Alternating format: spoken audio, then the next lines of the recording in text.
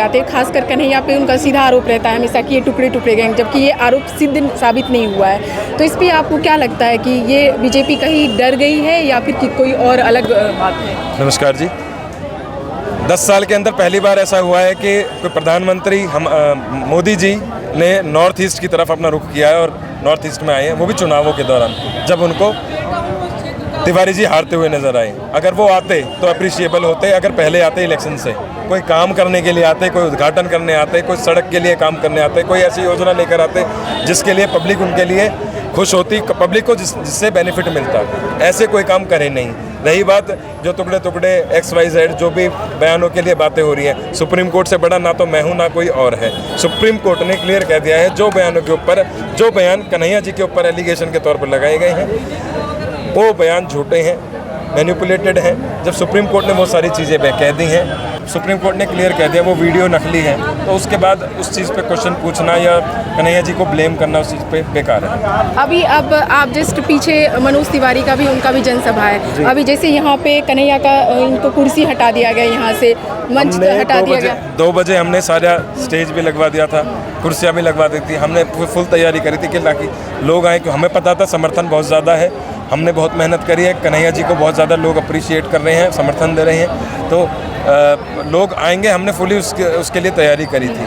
लेकिन 2 बजे के बाद पुलिस आई और पुलिस ने ये सारी चीज़ें हटवा दी। और हटाने का एक ही रीज़न है, तानाशाही दिखानी थी, प्रोग्राम फेल करना था। एकदम से एक मैसेज फैलाया गया कि यहाँ की जो मीटिंग थी वो कैंसिल कर दी गई है। मैंने फिर से लोगों के अंदर मैसेज सर्कुलेट करे कि नहीं, मीटिंग है, अपनी जगह पर ही है, बस लोग इन्होंने ताकि मीटिंग ख़राब हो ये मैसेज सर्कुलेट किया है और कम लोग इकट्ठे हो पाए, इसलिए ताकि, क्योंकि लोग इतनी देर खड़े नहीं हो सकते, इसलिए इन्होंने कुर्सियाँ ही नहीं लगने दी। तो यही रीज़न था, इन्होंने अपनी तानाशाही दिखाकर कुर्सियाँ हटाई लोगों को, ताकि कम से कम भीड़ आ पाए, कम से कम लोग कन्हैया जी को सुन पाए। यही रीज़न था इनका। एक मेरा लास्ट क्वेश्चन है कि जब जनता यहाँ की नाराज़ है बीजेपी से, तो ऐसी क्या वजह थी कि 2 बार से सांसद रहे मनोज तिवारी? जब हम 5 साल में इलेक्शन होता है, वोट होता है कि हम नेता को वहाँ से हटाएंगे कि ये नेता हमारे लिए काम नहीं कर रही है, तो ऐसी क्या वजह थी कि 2 बार सांसद रहे मनोज तिवारी? ये चीज़ तो आप अच्छी तरह जानते हो कि झूठे वादे पब्लिक के साथ किए गए, उन वादों के आधार पर 2 बार सत्ता को जीता गया। चाहे आपने अच्छी तरह सब टोटल पब्लिक ने सुना था, 15-15 लाख के वादे किए गए थे। 15 लाख के वादे करने के बाद वो पूरे नहीं हुए। 2 करोड़ नौकरियों के वादे किए थे। तमाम ऐसे वादे जो किए गए थे, जो पब्लिक के बेनिफिट के लिए काम आने वाले थे, वो सारी चीज़ें नहीं करी गई। 2 बार लोगों को झुठलाया, झूठे वादे करे गए। उसी का रोष आज की डेट में पैदा हो रहा है। वही रोष तिवारी को इस बार हराएगा। तो इस बार क्या तिवारी हार रहे हैं या फिर क्या लगता है कि हैट्रिक लगाएंगे मनोज तिवारी इस बार भी इधर से? नहीं, हैट्रिक बिल्कुल भी नहीं लगाएंगे, हारेंगे। और हारने का ही कारण था कि मोदी जी ने नॉर्थ ईस्ट के अंदर जनसभा करी, जबकि ये बहुत ज़्यादा डेंसली पॉपुलेटेड एरिया है। और ये आप लोगों को क्या मतलब, यहाँ नॉर्थ ईस्ट की जनता के लेकर क्या रणनीति है? किस तरीके से उनको मुद्दे को उठाएंगे, कैसे बताएंगे उनको कि जनता आपको वोट करेगी या इंडिया अलायंस को लाएगी सत्ता में? देखिए जी, सीधी सी एक बात है, 10 साल जिसको मौका दिया वो 10 ईंट गिनवा कर दिखा दे।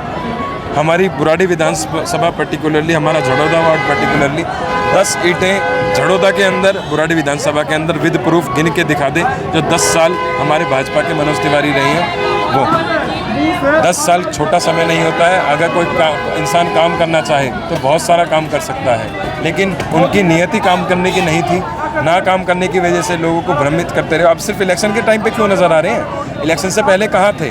जब लोग परेशान थे, जब कहाँ थे? अभी झड़ौदा के लोगों की मकान टूटने के ऑर्डर्स आ गए थे हाई कोर्ट से, तो उनको बरगला दिया कि नहीं आपके मकान टूटेंगे नहीं, आप रोड घेर लो। रोड घेरने से कौन से मकान बच जाते हैं? जो एक प्रॉपर चैनल था, उस चैनल का यूज़ ना करके पब्लिक को भड़काया, पब्लिक को रोष में लाकर खड़ा कर दिया, वहाँ पर नारेबाजी स्टार्ट करवा दी, हाईवे जाम करवा दिया। और 2 से 3 दिन बचे हुए थे। अगर 2 से 3 दिन के अंदर मैं खड़ा नहीं होता पब्लिक के लिए, मैं अगर हाई कोर्ट में केस नहीं डालता, तो उन लोगों के मकान टूट चुके होते। कई हज़ार लोग थे। अगर कई हज़ार लोग जो 30, 35, 40 साल से यहाँ पे रह रहे थे, उनके घरों पे अगर एकदम से आकर जेसीबी चल जाती, क्या हाल होता उन लोगों का? लोग अपनी पूरी कमाई लगा देते हैं, पूरा नौकरी करते हैं, 1000, 2,000, 500 रुपये कैसे करके इकट्ठे करके कि जैसे उन्होंने प्लॉट खरीदे। प्लॉट खरीदने के बाद मकान बनाए, मकान बनाकर उन्होंने पूरा परिवार उसमें बसा हुआ है। उस टाइम पे एकदम से ऑर्डर आ जाता है कि हाई कोर्ट उसको तोड़ रही है, और तोड़ने के बाद इनका बयान ये आ जाता है कि आप हाईवे जाम कर दो, अब हाईवे जाम करने से आपका मकान बच जाएंगे। ऐसा खिलवाड़ करने वाला इंसान पब्लिक के दर्द को नहीं समझ सकता। इन लोगों को निकाल के फेंक देना ये बहुत भारी एक हमसे गलती हुई कि 10 साल ही हमारे सांसद रहे, ये 10 साल बैठे रह गए। इनको पिछली बार भी नहीं जीतना चाहिए था, उससे पिछली बार भी नहीं जीतना चाहिए। इनको इस बार तो हम किसी भी हालत में आने नहीं देंगे।